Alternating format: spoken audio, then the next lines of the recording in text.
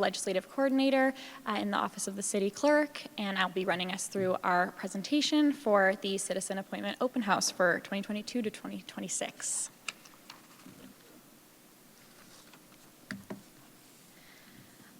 So first we'll run through the Clerk's Office, our department in legislative services.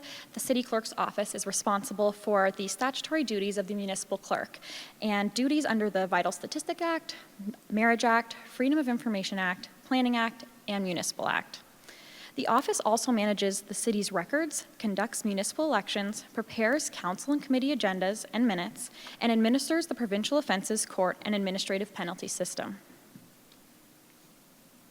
And here's a list of just all the departments in the legislative services. And in part of our legislative services team, we have a list of some of our members here in the clerk's office. Each committee has a designated legislative coordinator who will be the main point of contact for you if you're appointed to one of the committees.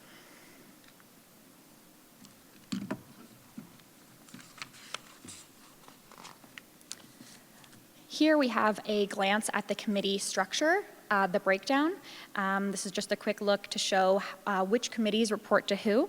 I'll break down the structure into more detail in the next few slides, but you can just see it there, how the advisory committees report to GC, and then GC reports to council. So first we have our standing committees. Standing committees facilitate the decision-making process for council. They are comprised of council members who participate in discussions and send their recommendations to council for final decisions.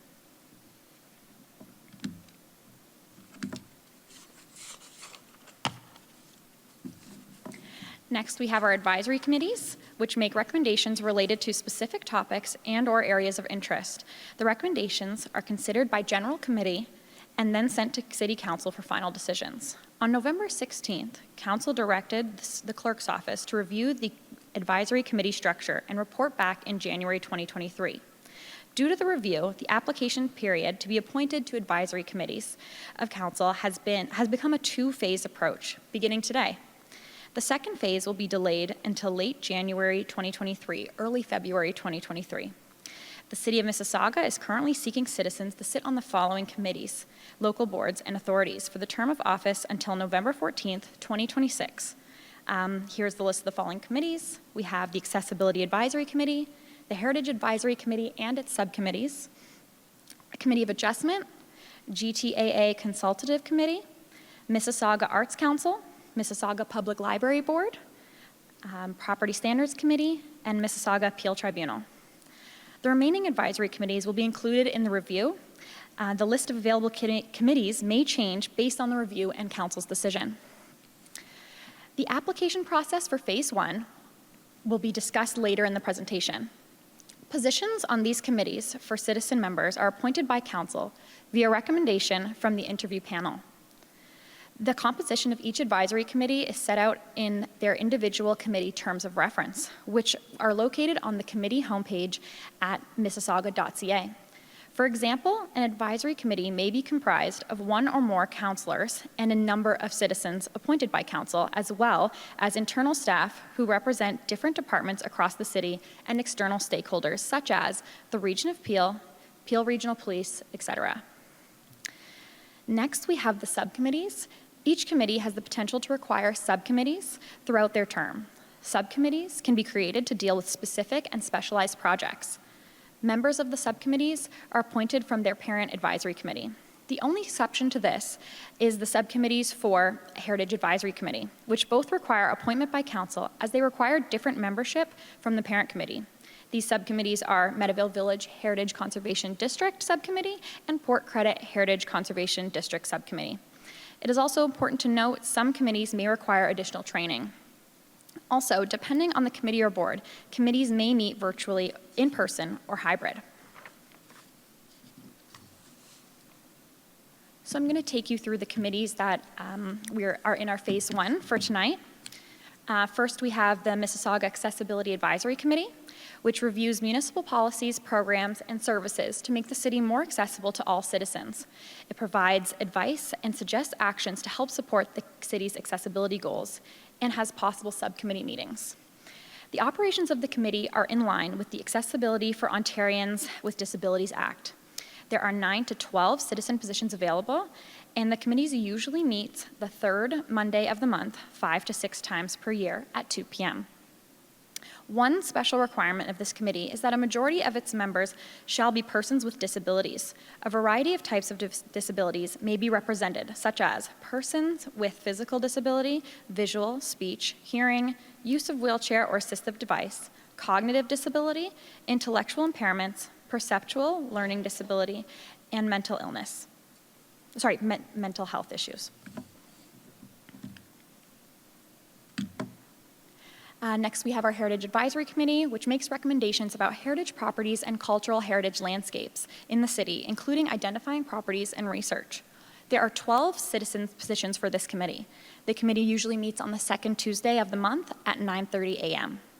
The committee makes recommendations in compliance with the Ontario Heritage Act, and most of the recommendations made by this committee have to do with designating, listing, demolishing, and altering heritage properties. One of the subcommittees for the Heritage Advisory Committee is the Meadowvale Heritage Conservation District Subcommittee, which provides comments and recommendations on heritage permit applications based on the objectives, policies, and guidelines set out in the Heritage Conservation District Plan to the Heritage Advisory Committee. Currently, there are 9 positions for citizen members at this time, although this may change. The subcommittee usually meets as required on Tuesdays set out monthly at 3 p.m. A special requirement for this committee is that you must be a resident of the Meadowvale Village Heritage Conservation District.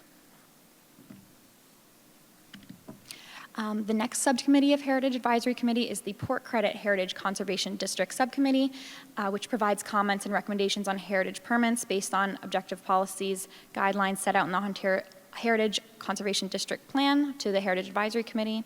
There are 5 positions for this subcommittee. The subcommittee usually meets as required on Mondays, monthly at 3 p.m. And same with the Meadowvale subcommittee is that a special requirement is that you must be a resident of the Port Credit Heritage Conservation District. There will be a map available to view to determine if you live within the specified area of the Port Credit and Meadowvale Village Heritage Conservation District subcommittees. Next, we have our quasi-judicial committees, which are independent bodies appointed by council to make decisions on matters related to city bylaws or local improvement or election campaign finances. Decisions made by these committees are final and binding. Members of these committees also receive an honorarium for attending hearings, as per the city's corporate policy, allowable expenses reimbursements. The Election Campaign Finance Committee is one of the quasi-judicial committees. However, the citizens for this committee have already been appointed. Next, we have the Committee of Adjustment. The Committee of Adjustment is authorized by the Planning Act to make decisions on applications for minor variances to the city's zoning bylaw, alterations to legal non-conforming land uses, and severances of land.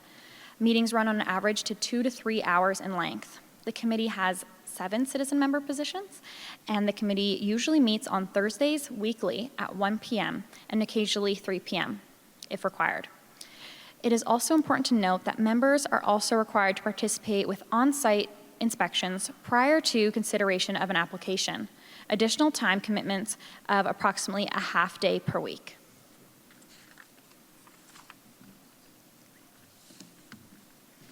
Next, we have our Property Standards Committee, which hears appeals by registered property owners who have received a property standards order regarding a part of their property that does not conform with the Property Standards Bylaw.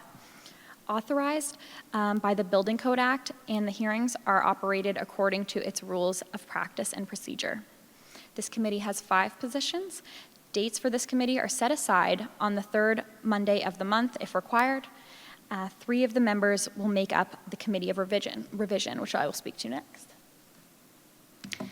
The Committee of Revision also meets as required to hear appeals related to proposed local improvement charges for cost-sharing municipal works under Ontario Regulation 58606 of the Municipal Act 2001, titled Local Improvement Charges Priority Lien Status.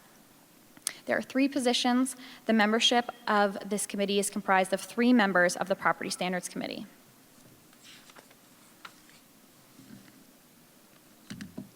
Next, we have the Mississauga Appeal Tribunal, which hears appeals about decisions made under the city's licensing bylaws and the Animal Care and Control Bylaw. Decisions made by the tribunal are final and legally binding. Details on how appeals are processed and heard are available in the Rules of Practice and Procedure.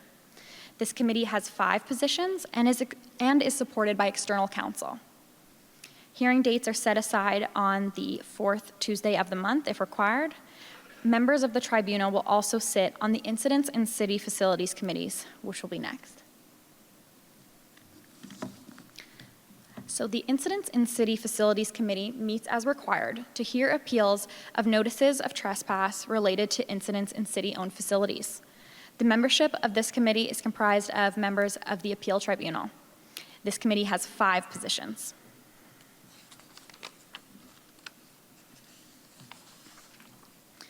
So listed here, we have our other boards and authorities. The city is currently not recruiting for citizens for Conservation Halton, as 2 councillors are currently interested, and therefore no positions are available to citizens at this time.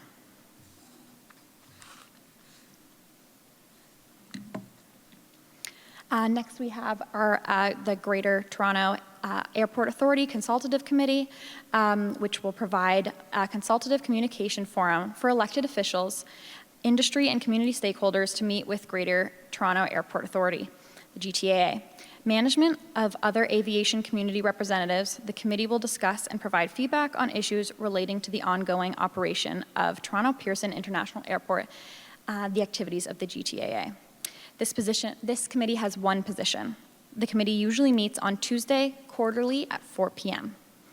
The committee will include a broad group of airport, community, and government partners and allow for the GTAA to hear concerns expressed in a public forum and to take action as agreed and considered appropriate.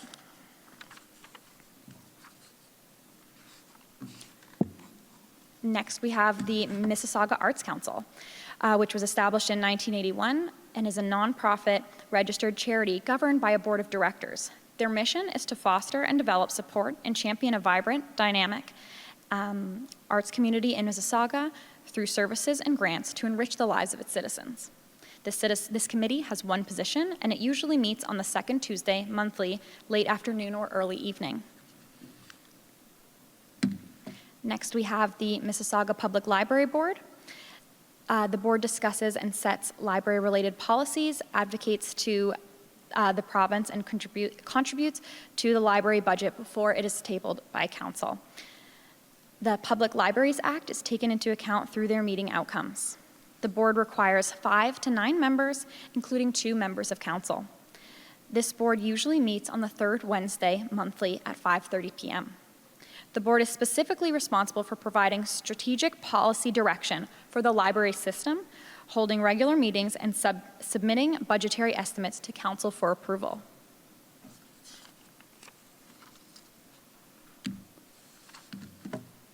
So next, I'll go over the application process. I encourage you to visit the Citizen Appointment website, where you'll find additional details about the application process, as well as links to the online application form through Better Impact. When completing your application, there's a section to identify multiple committees of interest. If you're interested in more than 1 committee, please ensure your application comments speak to how your qualifications meet the criteria for each of your desired committees. Following the presentation, we will have staff available to walk you through the online application process. And applications for Phase 1 will be accepted beginning today, Thursday, November 24th, until Thursday, December 15th. And the website to apply is listed right there, www.mississauga.ca/citizen appointments.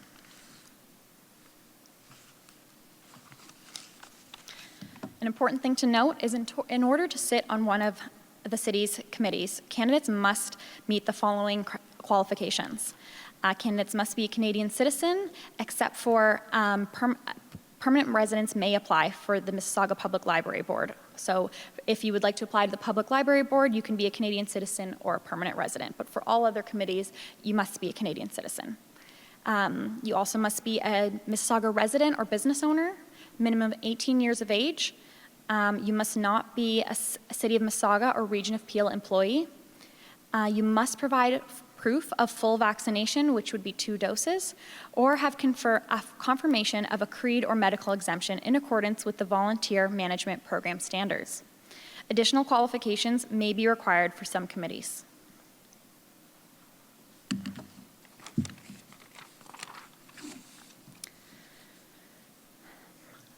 For interviews, we appreciate everyone who applies. However, only those candidates selected for an interview will be contacted.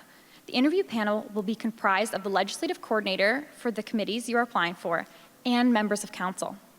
The format of interviews, virtual or in person, will be confirmed if you receive an invitation request. Recommendations for successful candidates will go to City Council for approval and appointment to the committees. Our goal is to complete the appointment for all committees by the spring of 2023. Now for questions, I am happy to answer any questions about the application process. However, if you have any questions regarding a specific committee, we will have staff available downstairs in the Great Hall to answer those questions. And for those attending online, if you have any questions, please email citizen.appointments@mississauga.ca.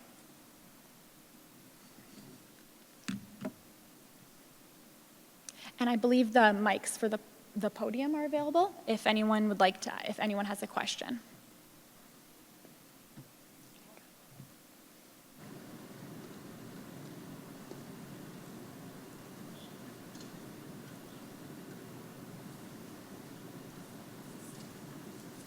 Thank you. I've been a member of several committees. I've applied several times. If I understood your last comment, in the past, when I've applied for more than one committee, I filled out a separate application for each committee. And it sounds like there's only one application, but we fill out separate or attach separate sheets for qualifications for that committee. That's a great question. So that process has changed. So we have one application, and you can select multiple committees of interest if you are interested in multiple committees. We have an extra section, an optional section to upload a document. If you're applying for multiple committees and you want to speak to your specific qualifications for each one, we have extra space that you can upload, just an additional document with those questions, just to have more space. Okay. So just to be clear, it's just one application this time. Okay, thank you. No problem.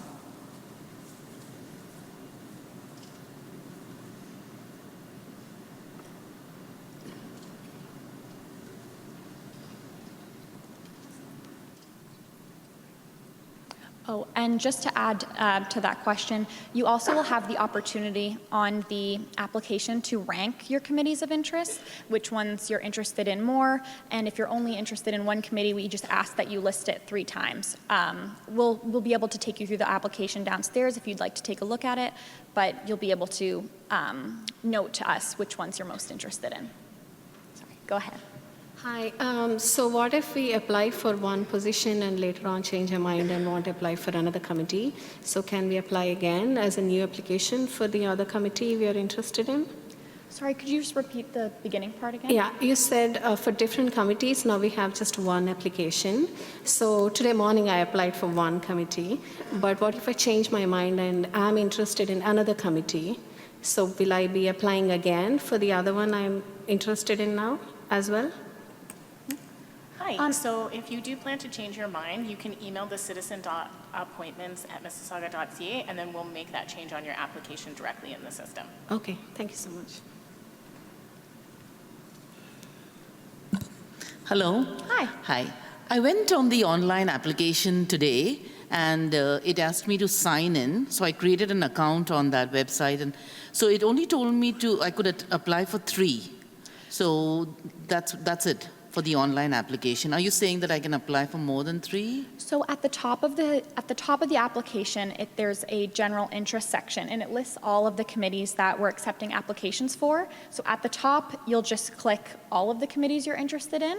But the part where you're looking at, which is our committee interest section, it's below that. It has an option to rank your top 3. So we only give you the option to pick you may be selected for other committees that you're interested in, but just let us know which are your top 3. But at the top, there's check boxes, which you'll be able to select as many committees as you're interested in. Okay. My second question is, if you apply and if you don't get any response or whatever, is there a number to call to find out, the reasons why you didn't get a call, or? You can email citizen.appointments@mississauga.ca or call 311, and our team will be able to answer your questions if you want to know the status of your application. Okay, thank you. And the last question I had was, when you put the quasi committees there and you said that those positions were filled, the ones that the election finance and things like that? Only the election campaign finance committee is filled. Everything else listed is open. Right, but can we ask, is there a way to be on a wait list or something like that? Or how were those filled? I'm just curious. How did those get filled in advance without citizens getting a chance to be on that election finance committee? So the Election Campaign Finances Committee is under a different provincial legislation that requires us to have that in place prior to October of an election year. So there was a public notice sent out in June, and that's why this was already completed. So there was a call for membership to that committee that was previously done, but that's why it's filled already due to legislation. Right, but that's for the elections that just happened. There's going to be more elections that are coming up, right? I mean, the next election. So shouldn't there be different people on that committee? So the current committee is appointed until November 14th, 2026. So for the next election in 2026, that year we will do another call for a new committee that will deal with the 2026 municipal elections. So when you reference other elections, if you're referring the municipal election, right, it's just for this term until November 14th, 2026. But earlier on in that year, we'll do another call for the new term. In 2026? In 2026. Okay. All right. So maybe that shouldn't have been there on that sheet as well, if the positions were already filled, right? Just a suggestion. Okay. Okay. Thank you.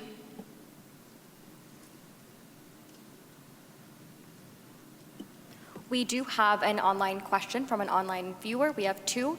The first is, are the committee meetings virtual or in person, or does it depend? And the second question is it an exclusive volunteer role for all positions of the council committee?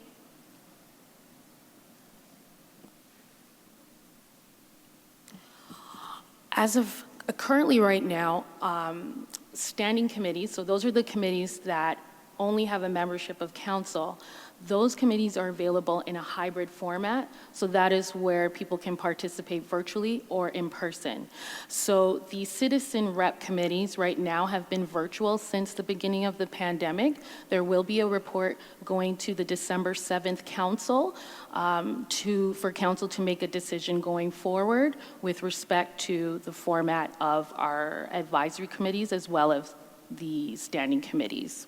I'm sorry, I didn't understand the second question. The second question is it exclusively volunteer, the role for the position? It is, all of these roles are volunteer. However, the quasi-judicial committees do provide a small honorarium for those.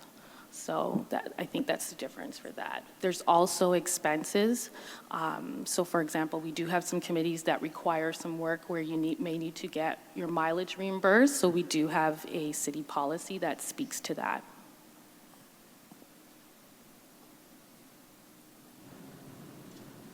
All right, you can go ahead. We're good? Yes. I understand about the requirement, okay, for the application, okay, but what criteria is used, okay, for the selection process for a member of a committee? So it's, they have specific questions, so typically there's about 4 or 5 questions, and it will ask you like, oh, what experience do you, like volunteer experience do you have, like what's your background? Some are a little bit more specific, like we had said, some will require you to reside in a certain section of the municipality in order to be qualified, or be a stakeholder member when it comes to like the Accessibility Advisory Committee. But the questions typically range of like, are you able to provide this time commitment? What's your knowledge based off of this master plan? What kind of experience do you have in regards to sitting on other committees or boards or authorities in the past? Like just kind of transferable skills. So that's kind of our vetting process. I understand, but that's as soon as I know that there's, what do you call it, an interview selected, okay? But I'm talking about, okay, is that I submit my application, Yep. okay, I don't get selected, right? So what criteria is used, okay, to determine to say, okay, that this guy here is going to get selected or not? That's what I want to know. So just to add to Dana's response, so it's 2 phases if you think of it that way. So the first phase is when we get the applications, the clerk's office staff will review all of the responses on the applications. Okay. And from there, the applicants are shortlisted and provided to members of council. Members of council, depending on the committee, will review the applications that we provide, as well we also provide the individuals that were not shortlisted. And so from the interview process, the counselors who are in attendance will make a recommendation to council as to who should be appointed for the committee, and it's discussed by council. So at the end, it is a council decision with respect to appointments to committees of council. Okay. Okay. Good, thanks. Hi, thank you. I saw in one of the requirements there, it says an interested candidate has to be vaccinated 2 jobs. And my understanding from your presentation is that we're going to have sort of like an hybrid arrangement for the committee members to meet. So why do they have to be vaccinated to be qualified to apply for these positions? So we are just adhering to the city's vaccination policy, and so volunteers are included with that. So if council decides to continue with virtual meetings, then you may not be asked if you are vaccinated, but however, if you are coming into a meeting in person, that's where that would apply, and you may be asked by the legislative coordinator for that information. Yeah, but I think that clause there needs to be reviewed because, I mean, if I become a member of the committee and I decide I want to have meeting virtually and I provide the platform to have this meeting, I don't have to be vaccinated to be in that meeting. So I think something has to be done with that clause there. Okay. Thank you. Thank you.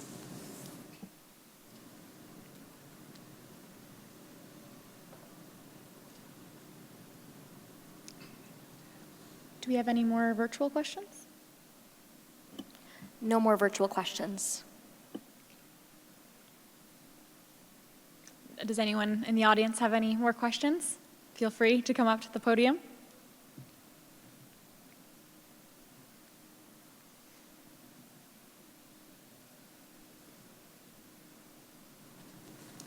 Thank you for the information. Question, with regards to the application, do we have to attach a resume? No, you do not have to attach a resume. Fantastic. Thank you so much.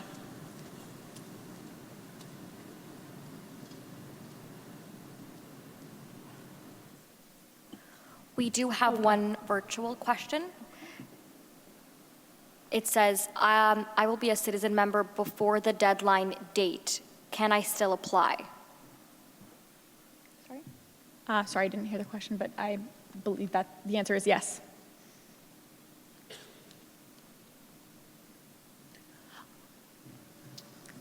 Hi, my name is Robert Flooney, and I was just wondering about the Port Credit Heritage. You have to be a stakeholder. You actually have to live in Port Credit to be on the committee?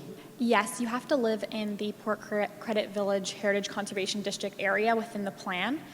We have a map downstairs that we could show you to see if you live in that area. But yes, you do have to live in that area to be on the subcommittee. And when you do apply, is it important to, put everything that you know and how long you lived there and worked and lived there all your life sort of thing? You can definitely put that as why you're interested in the committee, whatever you'd like to include to help support yourself in your application. So any kind of documentation or information would be helpful to make any kind of decision to being part of that committee prior to submitting to the application, everything that you should provide all that information up front so that way you get properly appointed, like so that if you don't put all that information up front, then you might not have an opportunity to get an interview? The application has specific questions that we ask of you. So in certain questions might be, why are you qualified, or what are the skills that you have that make you qualified for this position? So that might be a good place to put anything you think would be helpful. If you live in that area, if you've been a resident for a long time, anything you think would answer those prompts as much as you'd like. And there's extra space if you feel like the space given is not enough. There's an extra spot to upload a document if you'd like. So you can attach documents and proof of, different things that you've done in the Port Credit area? You can, but I think we're mostly looking to attach documents if you just need more space to write into that area, into the application. Okay, but it is important to put all that up front. Is that correct? I think it's important to explain or to give us your experience. So, for example, if you are applying for the Port Credit Heritage Subcommittee, you want to make sure you highlight that you do live in that, because that is a requirement, and why it is that you want to be on that committee and what your if you have any previous board experience. So you really want to put some wording in there that will support your application. Okay, thank you very much. Thank you.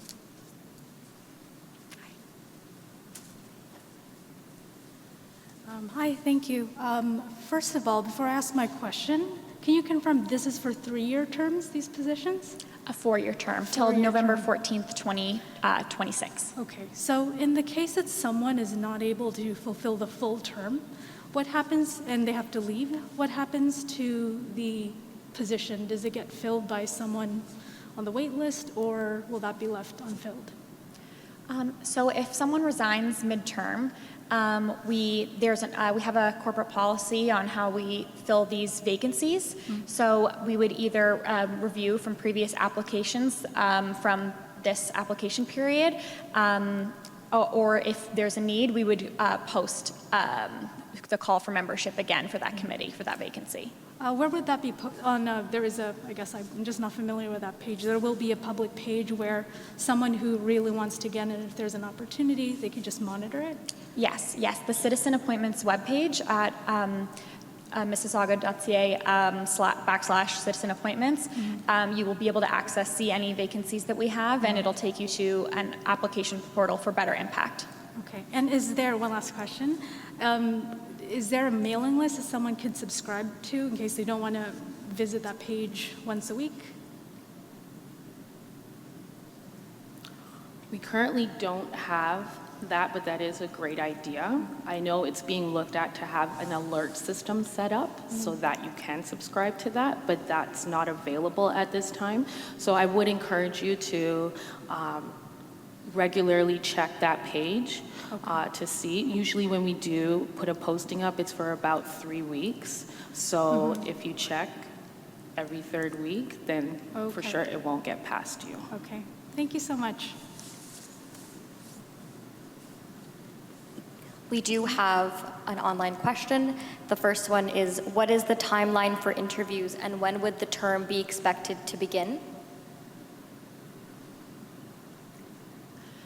So the timeline for interviews for this part, we're aiming to have our citizens appointed by spring 2023. So you could be contacted anytime from January to about April. And what was the second part of the question? And when would the term be expected to begin?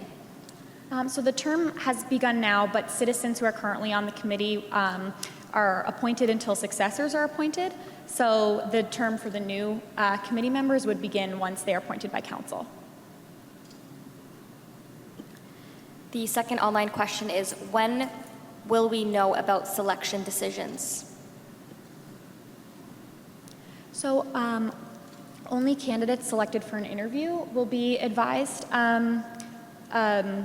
if they've been selected for an interview. If you'd like to check back on your status or the status of the committees you're interested in, you can definitely email us at citizen.appointments@mississauga.ca. Another online question, can I put reapplication for Diversity and Inclusion Advisory Committee as well as a new application for another committee together, even though Diversity and Inclusion Advisory Committee is not open for reapplication as of yet? At this point, the application will only allow you to apply for the committees we have listed. We will have another appointment period depending on the review by council where you'd be able to apply to any other committees you're interested in. So that'll be in our phase 2. Another online question.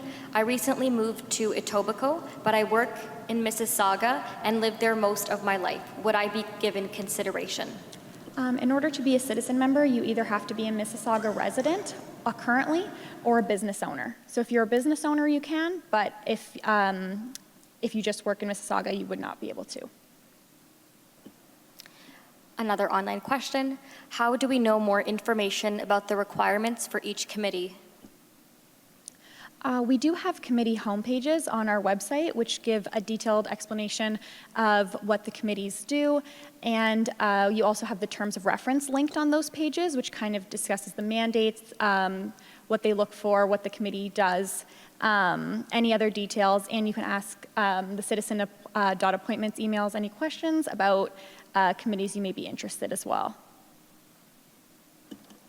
Another online question. When will the phase 2 be? Phase 2 will begin after the review of the advisory committees. It should take place in either January or February 2023.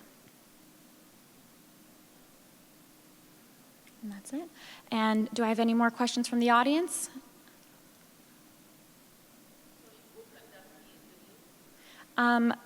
The question was who conducts the interviews. That would be the legislative coordinator would sit on the interviews that's responsible for the committee, as well as members of council. Hi.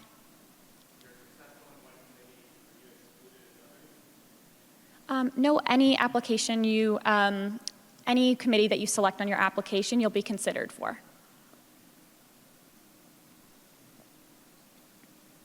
Hi. Sorry? Qualifications for specific committees are on the homepage, but mostly I think there's only certain committees with specific requirements. We also have staff downstairs to be able to explain anyone who's here to any questions or specific requirements as well. And you can always contact us at our email. All right, so if that's all the questions we have, we do have the, you can meet us all in the Great Hall to speak to staff that deal with the specific committees that we're talking about today that we're accepting applications for. And I thank you all for attending in person and virtually. Thank you.